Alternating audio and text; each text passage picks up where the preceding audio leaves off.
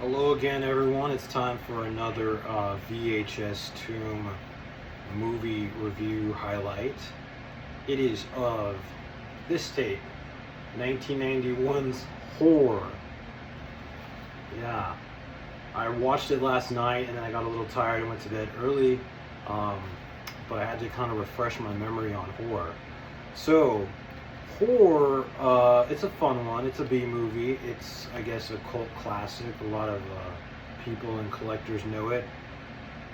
Horror is about basically a day in the life of Elizabeth, played by Teresa Russell, who is a prostitute. And it's basically like a single day, single night. It is a first person telling of her life. So it's narrated by her. She speaks directly to the camera, and it's a day in her life. But then she also kind of catches you up with little stories and her background of how she got to this point in her life. And then at some point, the conflict arises with Blake, her pimp, who she's trying to get away from. Um, and yeah, so Horror is a fun one. And as best I can remember, I think I found this in like a VHS group, and it wasn't really that expensive. It was maybe like $10 or something like that. And with a name like that, I mean, who wouldn't want to watch this? I wanted to point out that at one point, I want to say like maybe 2020, 2021, somewhere around there, friends of mine made me dinner one night for my birthday, and then we all watched this on fmovies.to, which was the streaming site we would usually use at my friend's house to watch anything and everything, or a lot of movies that I would tell them about in VHS and things that were just too good to be true. I mean, Horror wasn't as good as I remember it, and as best as I can remember when we watched it that night, I don't know if we may have even made it all the way through. I mean, it's not a very long movie. It's only about 90 minutes.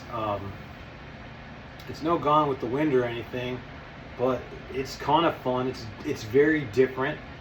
It's based on a play called Bondage, and that's what the credits said. But it has that feel like it is a play because it's like first person. It's someone talking to the camera, and then they don't go like too many places. Like it has that play feel like you would maybe like they'd be speaking to the camera, or like in a play they'd be speaking to the audience, and then maybe like part of the stage would be like dimly lit, and then another part would light up, and that would be like the separate like scene scenario, the next setting, this and that. Horror is Danny Trejo's in this briefly. He has a brief little speaking part at the very at one point in the movie. And then Jack Nance, who is Eraserhead, or he's in the movie Eraserhead. Eraserhead isn't the name of his character, it's Henry, I believe, in Eraserhead. He's in this movie too. He has a little part at the beginning. It's not a speaking role, but it's noteworthy. Jack Nance from Eraserhead is in this. There are sequels to Horror, and I have never gotten to those. Teresa Russell makes these type of provocative movies, I guess. There was another movie, I think it was called like Trading Spaces, Trading Lives, or something like that, that I had a long time ago that I watched that wasn't too good either, which is like a B movie, kind of like a sexploitation movie or something like that. So as best as I can remember, I think Horror, yeah, like I said, I found it in one of the groups. I doubt I found this thrifting. I mean, this is just too cool to find at a thrift store. This has a Blockbuster sticker on this, so this was, I guess, rentable at a Blockbuster somewhere at some point, so that's kind of cool. Horror is just different, it's not too serious. I mean, some kind of crazy, real stuff happens in the movie, but it's not too serious. It's kind of light. It has some comedic values, but even though it's not the greatest movie, it's not very long, it's not very elaborate. I kind of like the art direction in it and the cinematography. and I keep saying it's different, but it really is. Like and like I always go to this, but like it creates like its own world. Like that's what I got out of it watching it last night. You know, was that the environment that it creates. Like it's just cool. It's just different to me. I'll have to watch the sequel sometime. But I always say that horror is a keeper, and that horror is the last movie that I'll own, because a lot of movies have come and gone over the years, but horror will probably be the last one that I have, and the last one that I hang on to and own.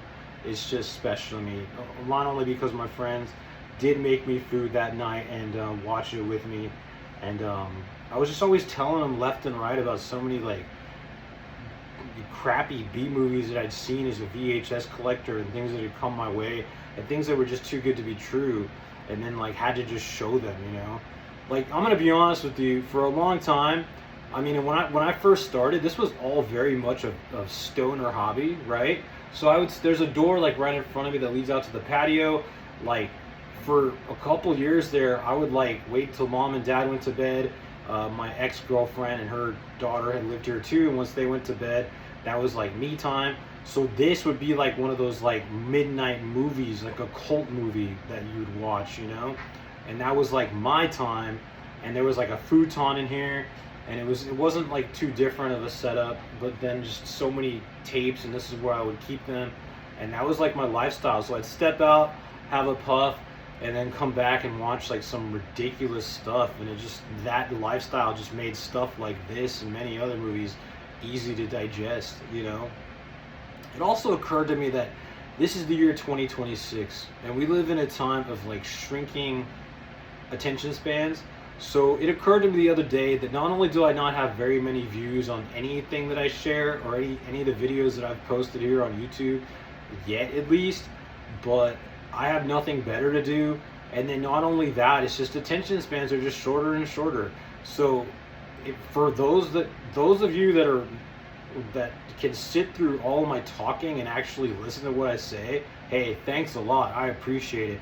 But I'm very aware that some people might just like skim through this, or even like I've found like in call center environments that I work in now, like a lot of times like managers and things would listen to stuff like at like 2 times speed, because they just didn't have like the time to like really listen to something all the way, or like time was just so like of the essence, or it was just like time is money, got to keep things moving, this and that. So I'm aware that like a 10-minute video, like that's just asking a lot of people. But if you do actually watch these reviews and are interested in these movies, I mean, thanks, I guess. I'm just sharing my life. Like this is a movie that I've had for a while, and it was nice to have like a refresher and like check it out.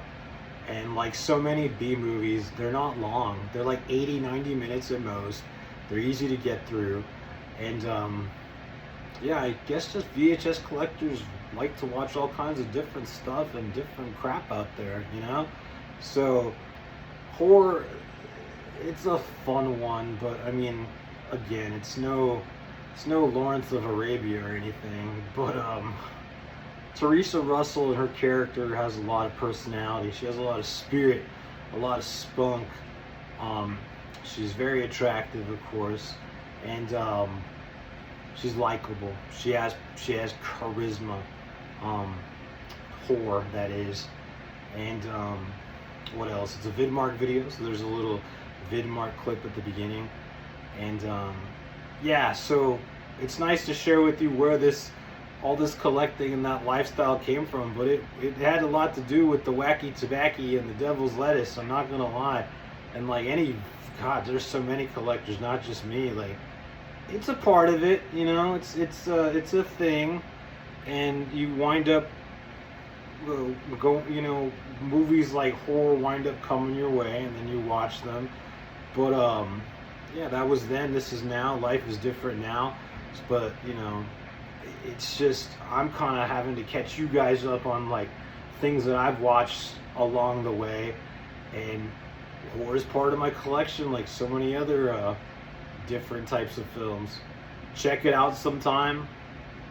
You may find something special in it, like I did. Like I said, like the visual of it, the cinematography, the art direction.